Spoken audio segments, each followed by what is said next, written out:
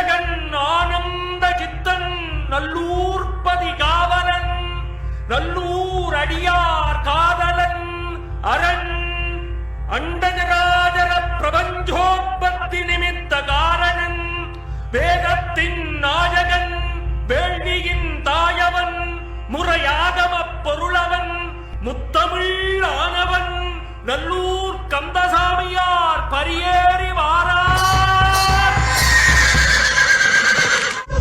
செங்குருதி சேயோனே மங்கோடிய வேலோனே செவ்வல